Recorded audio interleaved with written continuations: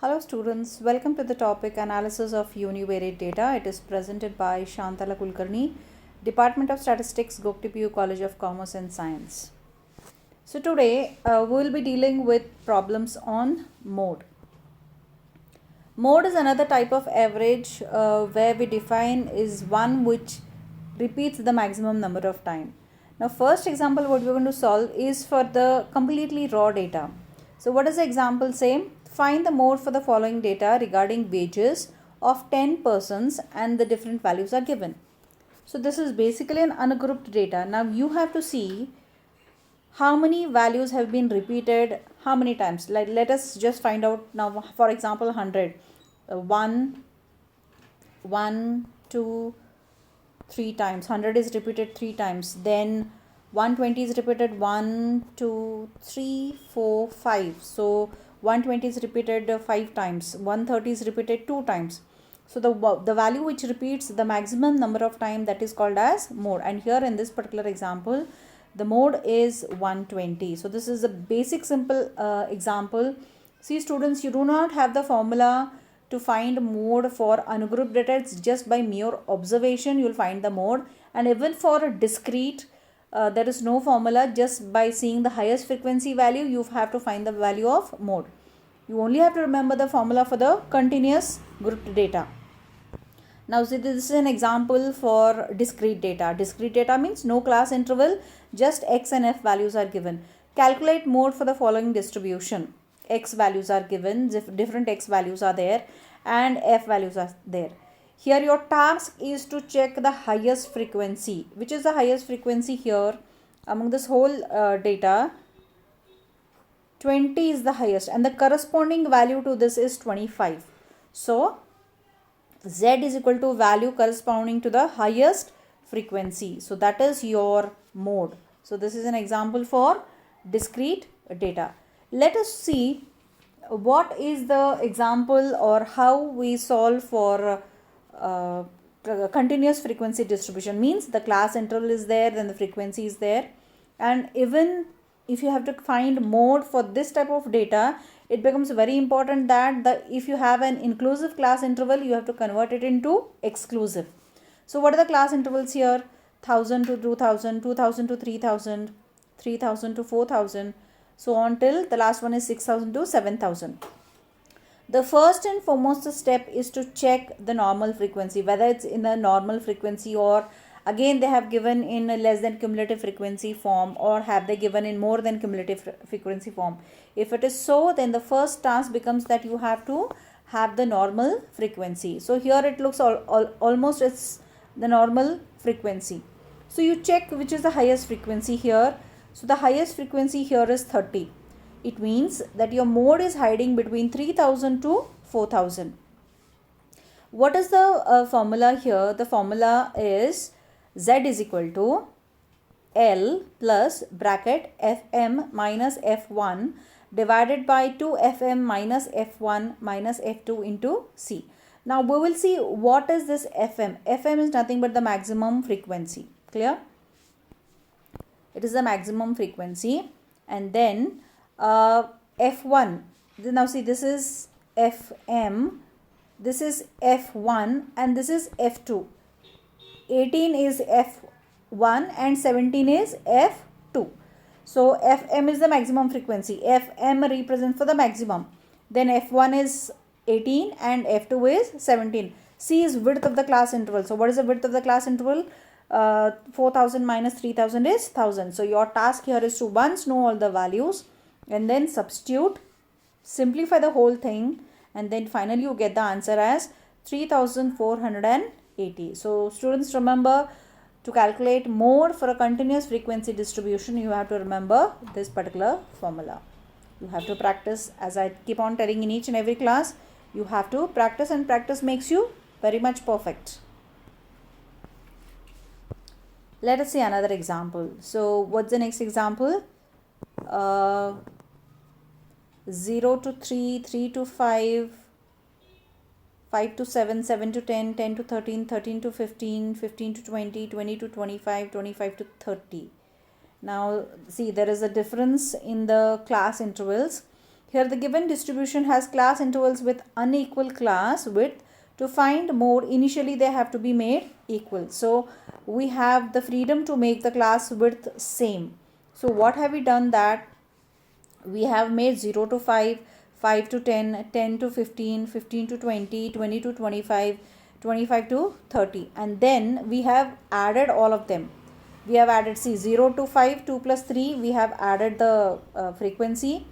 Then next one, between 5 to 10, we have added, see now here 2 plus 3 we have added and written 5 here, and then 5 plus 5, 10 we have added. Then 10 to 15 we have added 20. Then 15 to 20 is 7 as it is. Then fine, this is also same, this is also same. So that change is being made in the example. Then as usual, first you make the marking. The highest frequency is FM, the above one is F1, and the below is F2.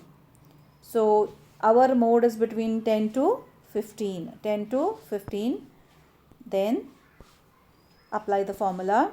Once you apply the formula, substitute the respective values, simplify, and you get the answer. This you have to practice on your own.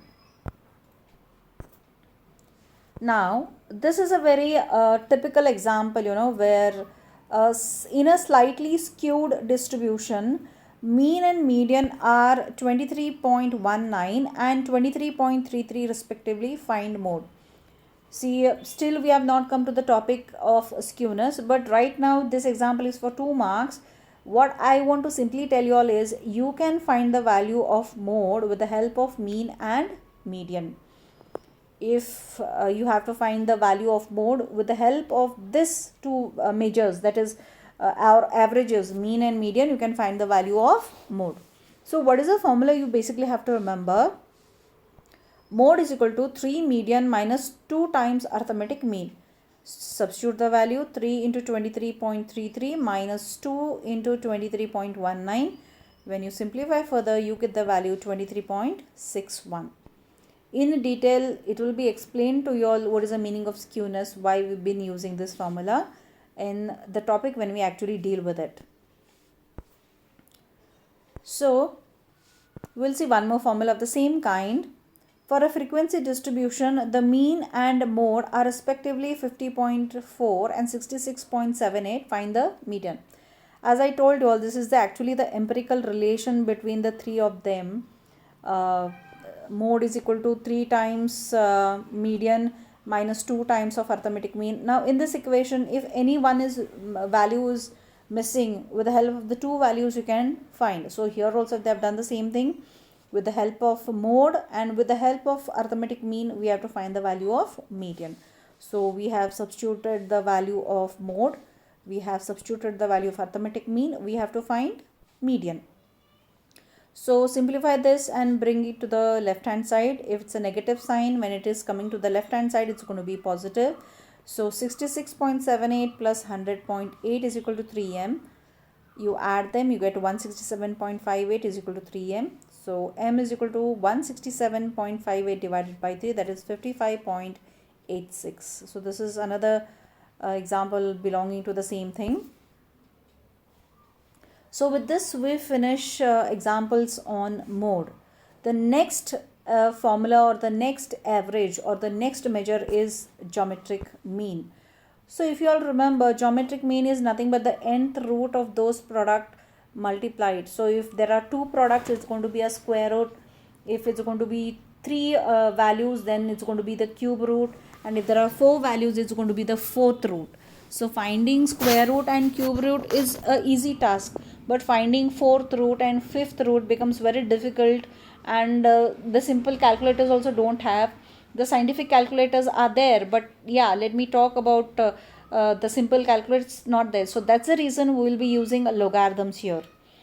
Logarithms is a concept where you will be learning, you find the decimal system in terms of log values. Right now I will just explain this example to you all. In the next class I'll be briefing you all how logarithm tables are used, and if the class starts, I'll be telling that only in the class itself. So the first task is to just first see the formula. Geometric mean is equal to anti-log summation log x divided by n, and this is the, for ungrouped data you have to remember the formula. So here x value is 65. Now how this particular values come, I'll briefly explain it to you all. These are the two digits here. 65 is 2 digit. Logarithm basically tells that first we have to decide the characteristic. Once we decide the characteristic, with the help of that we find the mantissa.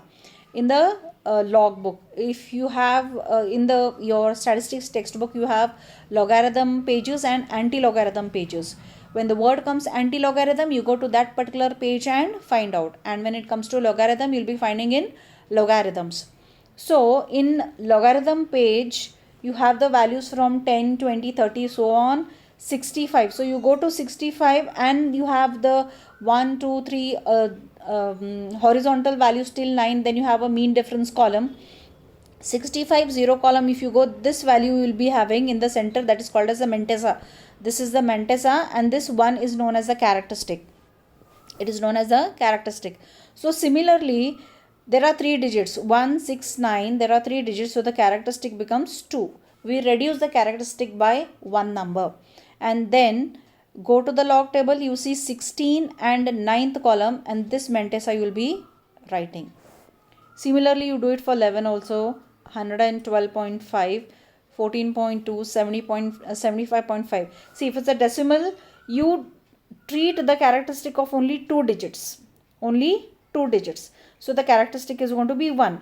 But when you are seeing it in the log table, you will be seeing it as 75th log value, 5th column you will be seeing, and this mantissa value will be getting. I will explain it to you all in a much better way in the next class with the help of the log table. And as I told you all, if the college starts, I'll be doing it offline itself. So then once when you find the log values, you're going to total them. Here it's done. Then divided by n is nothing but the observation. Then you simplify, you get 1.755. Here the final part in anti-log, you have to go to anti-log page, first see this mantissa, 0.75, then 5th, then 8th mean difference value you are going to see. So that you get 56.99. This characteristics tells you after how many digits you're going to put the decimal point. Log and anti-log are totally opposites in nature. Logarithm, first you are finding the characteristic. In anti-log, first you see the mantissa and then come to the characteristic. So here also this is an example on continuous frequency distribution. Sorry, not continuous. It's a discrete frequency distribution, and the formula here you have to remember is geometric mean is equal to anti-log summation f log x divided by capital N. Wherever frequency comes, the small n changes to capital N, that is total frequency is represented by capital N. So here is also the same task. You have to first find the values of log values. You're going to find log x, 3 digits, characteristic is 2 here, all of them, all 3 digit answers, characteristic is going to be 2, and then these what are there, like 0.1139, 0.1303, they are all the mantissas which is obtained from the log book. And the next one, you are going to multiply log x into f. You are going to multiply these two columns, f into log x, and these are the final answers you get. So the final total you do, after doing all the calculation, you get 66.771, this total. Then here you substitute, same process, you go to the anti-log page, you only have to see these values, 0.15 first, third column in the 9th mean difference, that value you are going to write, that will be 142, whatever the answer is. This 2 characteristic decides, or it tells you, you are going to put the decimal point after how many digits. 2 means you are going to put the decimal point after 3 digits, that is 142.55. Yeah, the next one example is with the class intervals. Here for discrete as well as continuous, the formula is going to remain same formula is going to be. The only task here is you are going to find the midpoint. First the class intervals are given, you're going to find the midpoint. All the midpoints are found here. 0 to 10, that is 10 divided by 2 is 5, 10 plus 20 is 30, divided by 2 is 15. Similarly, these midpoints you get. Once you get the midpoint, you find the log of this value. See, this is a single digit, the characteristic is going to be 0. This is 2 digits, the characteristic is going to be 1. 2 digit 1, 2 digit 1, 2 digit 1. And this you are going to find in the log table in the Mantissa and right here. That's it. And then multiply f log x, and these are the columns what you get, or the values what you get. So do the total, apply the formula. That's it. In the next class, I'll be telling all exclusively show the logarithm pages to you all and anti-logarithm, and we will solve few more examples on the same.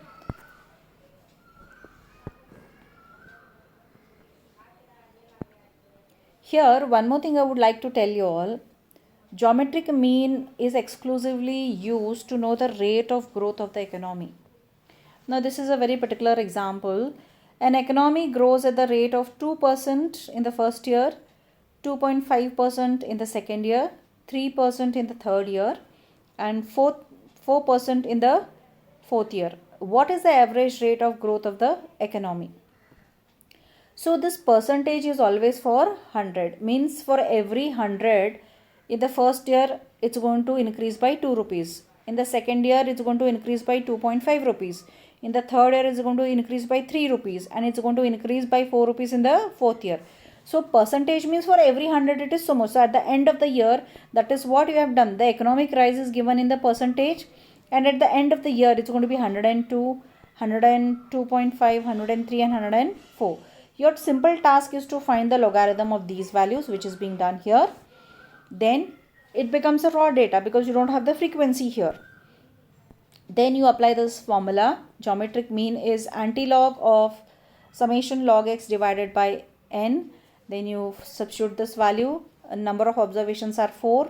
Finally, you come to the antilog. Then go to the antilog page. See the characteristic 0.0. 2.0123, 0.01, you're going to see that in the Mantissa, and then you find this. Thus the average growth of the economy is 2.9% per annum. That is 2.9 is the annual or average rate of growth of the economy. So exclusively we use geometric mean to know the rate of growth of the economy. So there's one more example of the same type. If it is increasing, you add up. If it is decreasing, you have to subtract. We will see this example. The population of a city increased at the rates of 10%, 20% in 2 successive years. In the next year, it decreased at the rate of 5%. Find the average rate of growth. So in the first year, what happened? It increased by 10%. Second year also it increased by 20%. And the next year it decreased by 5%. So if it is increasing means 100 plus 10 is going to be 110. 100 plus 20 is going to be 120. Decrease means 100 minus 5 is going to be 95. This concept you have to understand. And the next process is to find log x, the characteristic, and then apply the formula. Geometric mean is equal to antilog summation log x divided by n. Substitute and you get this answer, which shows that geometric mean is 107.8. So this is, or the annual growth rate of growth is 7.8 percentage. So these are the few examples on geometric mean. I know that the concept of logarithms is still not clear to you all. In the next class I'll make it a point to show the pages and make it very simple for you all to find out logarithms and anti-logarithms. That's it for the today's class. Thank you.